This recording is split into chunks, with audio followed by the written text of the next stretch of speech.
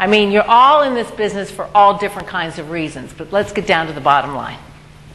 If you're going to be good in this business, which is the whole reason why I'm doing this workshop, is to talk about what do successful Tanner consultants do. And I'm here to tell you that if you're going to be good and successful, as of course defined by you, you need to have these as your standards, or a combination.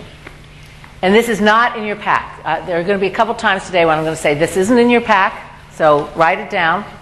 This is not in your pack. We had to send off the materials to Ellen about a month ago, and I was tweaking it as recently as last night. So one of your goals is an increased, and the word got dropped, quality. You want increased quality of your customer or client's experience. That should be one of your goals, is to always be looking for ways to increase the quality of that customer experience, which will then lead to increased customer satisfaction, should lead to increased customer satisfaction and loyalty, which should lead to increased client referrals, which could also, having customer satisfaction and loyalty, can also lead to increased average sale per customer. And the bottom line is the bottom line, increased sales revenues. So that's really what, you're in a business, and these should be the metrics that you use to measure your business. Now, you can define what increased means. That's for you to decide.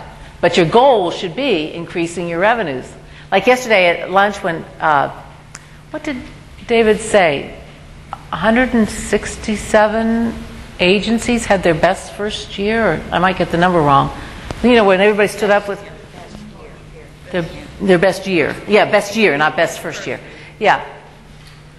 So those are the kinds of metrics you're getting measured on. Now, what are we going to do today? The whole premise of this workshop is based on two things. One is, as I mentioned yesterday, I interviewed very successful Tanner consultants. I telephone interviewed very successful Tanner consultants to help build the basis for this workshop. Also combined with the work that we have done around the country with Xenia sales associates, who again, their goal is to turn their transactional customers into clients that come in season after season, line after line. So it's extensive work with their sales associates and talking with your consultants that have enabled us to build this workshop. So you're going to understand the approach used by successful retail sales associates. Identify strategies and skills required to be a trusted advisor. I'm probably only going to have time to talk about some communication skills. We won't have time to do it. But you will leave here with a 100-day plan of action.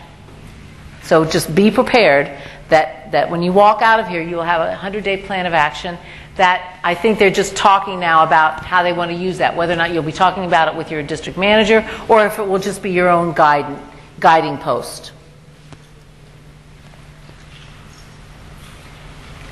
Now, let me just forewarn you. I suspect that unless you're new to the selling game, that what I have to say to you today is not going to be new. So that doesn't mean pack up your notebook and walk out.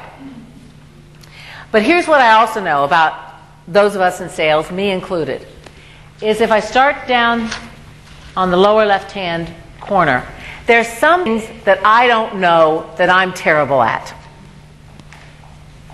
Because nobody's told me that I'm terrible at them.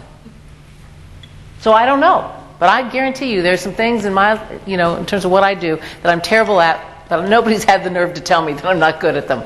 We're not going to worry about those. I don't even care about those. I'll care about them if somebody tells me, Lynda, do you know you're not very good at X?